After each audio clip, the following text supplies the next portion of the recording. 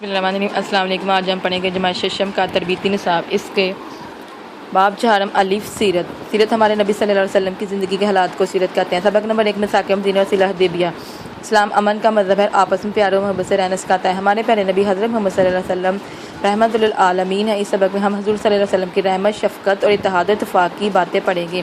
ساکن مدینہ، جب حضور صلی اللہ علیہ وسلم مکہ مکرمہ سے ہجرت فرما کر مدینہ منورہ پہنچے تو وہاں کے دو مشہور قبیلے اوس اور خزرج آپس کی لڑائیوں سے پریشان تھے۔ آپ صلی اللہ علیہ وسلم نے ان کی برسوں کی پرانی لڑائیوں کو ختم فرما کر ان کو ایک دوسرے کا ساتھی اور مددگار بنا دیا۔ معاہدے کے اہم نکات یہ تھے: مسلمان یہودیوں کو اپنے مذہب پر عمل کرنے کی پوری آزادی ہوگی، آپس کے تعلقات دوستانہ ہوں گے، پڑوسیوں کے حقوق ادا کیے جائیں گے، مظلوم کی مدد کی جائے گی، کوئی فریق مشرکین مکہ کو پناہ نہیں دے گا۔ یہود یا مسلمانوں کو کسی وقت جنگ لڑنی پڑی تو دونوں فریق ایک دوسرے کی مدد کریں گے۔ اگر مدینے پر حملہ ہوا تو دونوں فریق مل کر مدینے کا دفاع کریں گے۔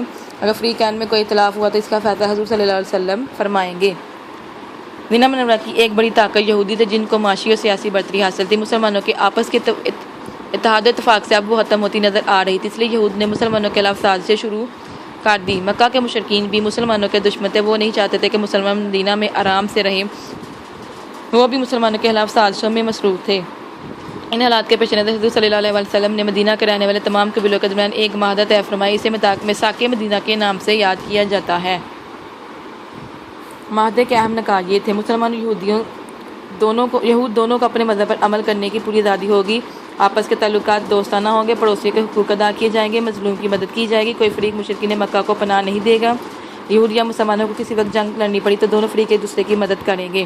اگر مدینے پر حملہ ہوا تو دونوں فریق مل کر مدینے کا دفاع کریں گے۔ اگر فریقین میں کوئی اختلاف ہوا تو اس کا فیصلہ حضور صلی اللہ علیہ وسلم فرمائیں گے۔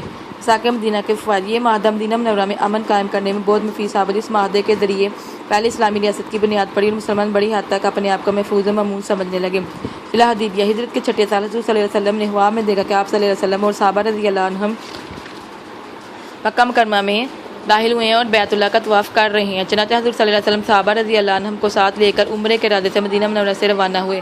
صحابہ رضی اللہ عنہم کی کل تعداد 1400 تھی، جو حضور صلی اللہ علیہ وسلم کے ساتھ مکہ مکرمہ روانہ ہوئے۔ اصحاب نے حاجیوں کا لباس پہنا اور قربانی کے جانور ساتھ، تاکہ سب کو پتہ چل جائے کہ لڑائی کا ارادہ نہیں، صرف عمرہ کرنے کا ارادہ ہے۔